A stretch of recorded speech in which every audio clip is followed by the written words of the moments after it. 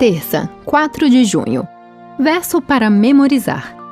Porque o Senhor mesmo, dada a sua palavra de ordem, ouvida a voz do arcanjo e ressoada a trombeta de Deus, descerá dos céus, e os mortos em Cristo ressuscitarão primeiro. Depois, nós, os vivos, os que ficarmos, seremos arrebatados juntamente com eles, entre nuvens, para o encontro com o Senhor nos ares, e assim estaremos para sempre com o Senhor. 1 aos Tessalonicenses 4, 16 e 17. Morte no Novo Testamento. Ouça João 11, 11 a 14 e 21 a 25. Tendo dito isso, acrescentou: Nosso amigo Lázaro adormeceu, mas vou para despertá-lo. Então os discípulos disseram: Senhor, se dorme, estará salvo. Jesus falava da morte de Lázaro, mas eles pensavam que tivesse falado do repouso do sono. Então Jesus lhes disse claramente: Lázaro morreu. Então Marta disse a Jesus: Se o Senhor estivesse aqui, o meu irmão não teria morrido. Mas também sei que, mesmo agora, tudo que o Senhor pedir a Deus, Ele concederá. Jesus disse a ela: O seu irmão há de ressurgir. Ao que Marta respondeu: Eu sei que ele há de ressurgir na ressurreição no último dia. Então Jesus declarou: Eu sou a ressurreição e a vida.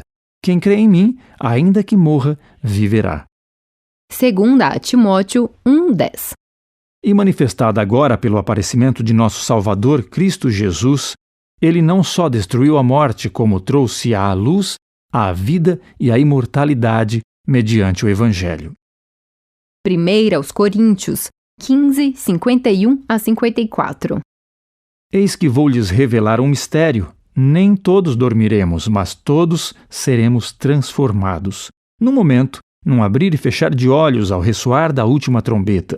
A trombeta soará, os mortos ressuscitarão incorruptíveis, e nós seremos transformados. Porque é necessário que este corpo corruptível se revista da incorruptibilidade e que o corpo mortal se revista da imortalidade.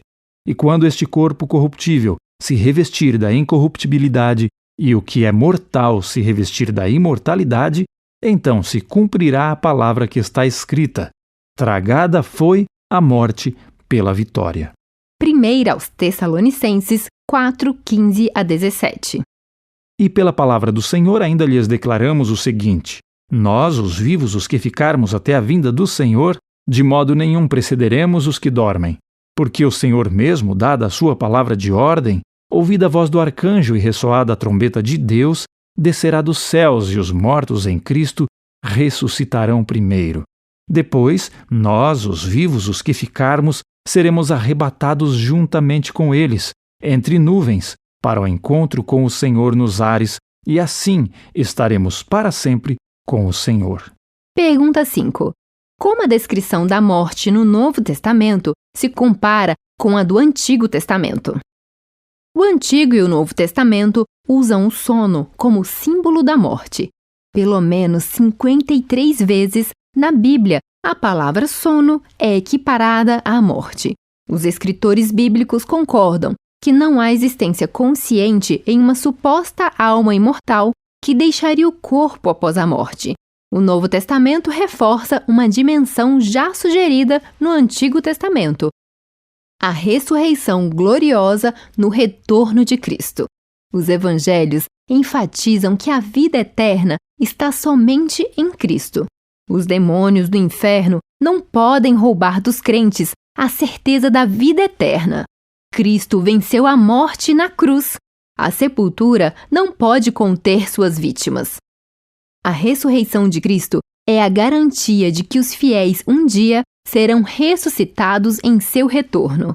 Paulo declarou: Se os mortos não ressuscitam, também Cristo não ressuscitou. E se Cristo não ressuscitou, é vã a fé que vocês têm, e vocês ainda permanecem nos seus pecados. E ainda mais, os que adormeceram em Cristo estão perdidos. Que sentido haveria nesses versos se os mortos já estivessem na bem-aventurança do céu?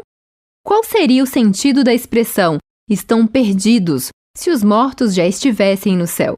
Na verdade, A argumentação de Paulo é que a ressurreição de Cristo é o fundamento da nossa ressurreição e que, sem a ressurreição, é vã a fé que temos. E ainda permanecemos nos nossos pecados, e os mortos permanecem no pó, perdidos. Esses versos se encaixam perfeitamente com outros textos bíblicos sobre a esperança que temos da ressurreição na volta de Jesus, quando receberemos a herança que não pode ser destruída, que não fica manchada, que não murcha e que está reservada nos céus para nós. Se, no entanto, os mortos já estão no céu, por que Pedro falou de uma herança reservada nos céus?